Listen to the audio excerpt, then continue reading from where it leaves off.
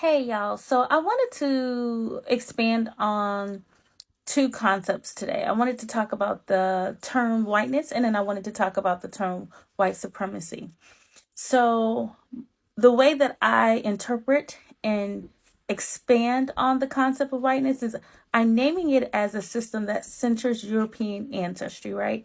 And it's a system or it's a propaganda campaign, right? That really actually created a racial hierarchy that places those of European ancestry at the top and everybody else kind of below, right? It is the system that created our social construct of race. And it was largely based on the dehumanization of African people, okay? All right, full stop. Then there's white supremacy. And white supremacy is the delusion, aka, shout out to Sonya Renee Taylor, of the supposed superiority of those folks with European ancestry.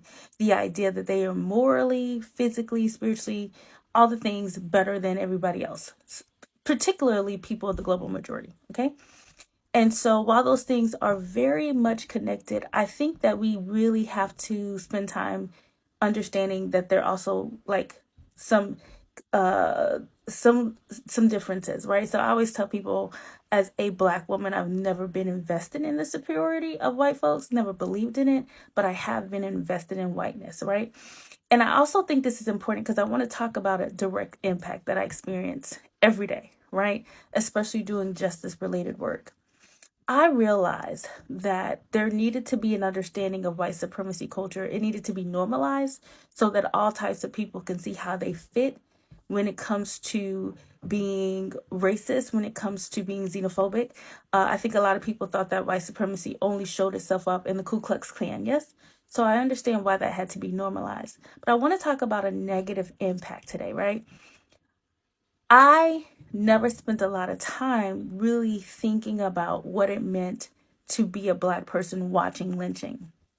And then thankfully, a few years back, I read Mia Banks' book entitled To Tell the Truth Freely, which was really a book all about Ida B. Wells, who was a black woman who was a journalist who was reporting on lynching at the time it happened.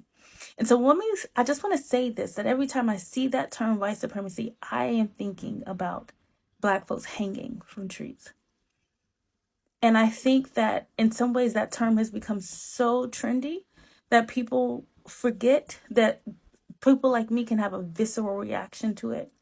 And so I just want to remind people that for me, as a descendant of enslaved folks, that word carries with it a lot.